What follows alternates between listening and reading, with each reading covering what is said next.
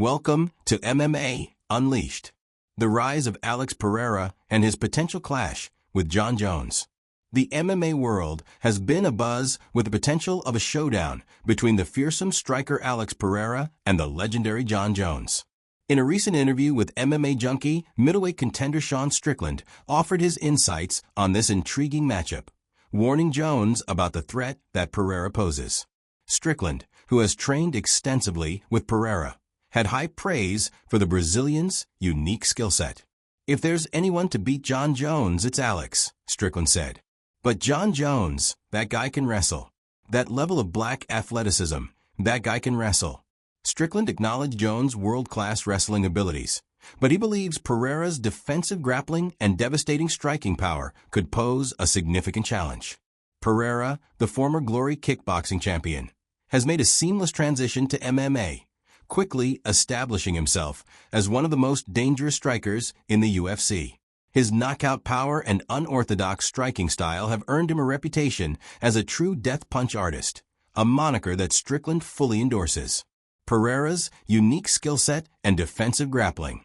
According to Strickland, Pereira's defensive stance and ability to stuff takedowns make him a formidable opponent for any wrestler, including the legendary Jon Jones. "The thing about Alex is he's really hard to take down," Strickland explained. "He's a really hard mother to take down. If you're going to have any success with him, he better be tired, because naturally he has a defensive stance." Strickland's assessment of Pereira's grappling prowess is supported by the Brazilian's impressive performances in the octagon. Despite facing skilled wrestlers, Pereira has consistently demonstrated his ability to stuff takedowns and keep the fight standing, where he can unleash his devastating striking arsenal. In a recent interview, Pereira's teammate and fellow UFC fighter Jamal Hill echoed Strickland's sentiments, praising Pereira's unique skill set and the secret sauce that makes him such a dangerous fighter. "Ankle is my boy. I think Ankalaev is probably, like, as far as skill and ability goes, he's probably one of the best in the world," Hill said. "The guy can fight. I trained with him. If he were to write a book on MMA, it would be a big book. But Alex just has that little secret sauce, and Ankalaev just doesn't have it." Yeah. You have to shoot on him as well. I think that's a mistake that a lot of guys make, is that they're not shooting on him. Yeah. Umar did, though. That's why I think I want to see him fight Umar again, right? Because someone needs to take him down and hold him down. Who knows, like, how good his bottom game is? I don't know. It's kind of crazy that usually when you watch a wrestling grappling guy, people hate watching it and it's boring, but not a Marab. He makes it entertaining. Even though all he's doing is taking you down, he makes it entertaining. Yeah, you know? And he fights hard the whole fight. Yeah. He's not just like stalling. He's never stalling. Right. He's like, this dude is impressive. Like, this dude is impressive. You can't not be a fan of what he does and what he is. He said something in the face-off before the fight. He said, "I don't want to go back to the tire shop."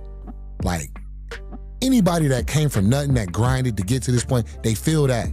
They feel that. They feel that they don't want to go back to that struggle or where they were whenever they were dreaming of being where they are. You know, so yeah, man. Yeah, man. It's definitely, you can definitely draw inspiration from that. You can definitely draw a lot from that. I was there. You can feel the energy when he won, whenever he got the victory and everything. You know, he set everything on fire. You know, and yeah, that's a good thing. Shout out to him, keeping the division alive, keeping it exciting. You know, having the biggest star in the sport right now in your division, it does nothing but motivate you. You know what I mean? You can see it. Everybody, there was a bunch of 205s there. Allberg was there. Yuri was there. I was there. You know, Khalil fought. He was there. Like the guys that were there that weren't fighting. Even the one that did, you could see the fire. You could see the fire. It lit a fire under everybody, and they ready, man. The division is hungry. We're in a very good spot, and I'm happy. The potential clash between Pereira and Jones. The prospect of a fight between Pereira and Jones has captured the imagination of MMA fans and pundits alike. Both fighters possess exceptional skills, with Jones being widely regarded as one of the greatest mixed martial artists of all time, and Pereira emerging as a rising star with the potential to challenge the elite of the sport. Strickland believes that if the fight were to happen, Pereira's unique attributes could give him a fighting chance against the dominant Jones. Alex just has that thing that comes once in a lifetime, like Chuck Liddell had it. "There's some guys that have that death punch, and that's Alex," Strickland said. However, Strickland also acknowledged the formidable wrestling skills of Jones, which could pose a significant challenge for Pereira. The thing about Alex is he's really hard to take down. He's a really hard mother to take down. If you're going to have any success with him, he better be tired because naturally he has a defensive stance. The guy has the death punch, dude. Ain't going to lie. The importance of timing and preparation. One factor that could play a crucial role in a potential Pereira versus Jones matchup is the timing and preparation of both fighters. Pereira's teammate Petr Yan, who previously faced Merab Dvalishvili, believes that he was only at 50% when he fought Dvalishvili and expects a different outcome in a potential rematch. Similarly, Strickland believes that if the fight between Pereira and Jones were to happen, the timing and preparation of both fighters would be crucial. If he came and trained with us, he's sewing good. Alex just has that thing that comes once in a lifetime. Yo, what's up, guys? Hey, I just want to give a quick thank you to all of you guys that supported me, the people in my life that are a big deal to me, that really helped me do this thing. Thank you. And yeah, I watched the fight last night because I can't sleep. And that's an absolutely winnable fight. I just have to not almost get knocked out in the second round. Congrats to Merab for almost doing what he said he was gonna do, but not quite. So good on him. He's a good face for the division. I'm proud of that dude. I absolutely still believe in myself and that I'll be champ. Delusional. Yep, pretty much. And that's okay. Believing in yourself is part of the damn job. And I'll never stop thinking that I'm gonna touch gold. Peace. I love you guys. Bye. Like Chuck Liddell had it, there's some guys that have that death punch, and that's Alex. I love working with Alex. Alex is one of those dudes where if you give him a tad bit of advice, he absorbs it, he drills it. The potential for a Pereira versus Jones matchup has also sparked interest from other fighters, such as Chael Sonnen, who believes that Jones should move back down to light heavyweight and challenge Pereira for the 205-pound title. This would add an intriguing layer to the potential showdown, as it would pit two of the sport's most dominant fighters against each other with a championship on the line. The legacy implications of a Pereira versus Jones fight. Beyond the technical aspects of the fight, a matchup between Pereira and Jones would also carry significant legacy implications. As Strickland pointed out, Pereira possesses a rare and unique skill set that could potentially challenge the dominance of Jones, who has long been considered one of the greatest fighters in MMA history. For Pereira, a victory over Jones would undoubtedly cement his status as a true superstar in the sport and potentially open the door to even greater opportunities, such as a potential fight against Conor McGregor at the highly anticipated White House event, as suggested by Charles Oliveira. Oliveira, the former UFC lightweight champion, has expressed his desire to compete at the White House event, stating, "When we talk about legacy, I think this will be something huge.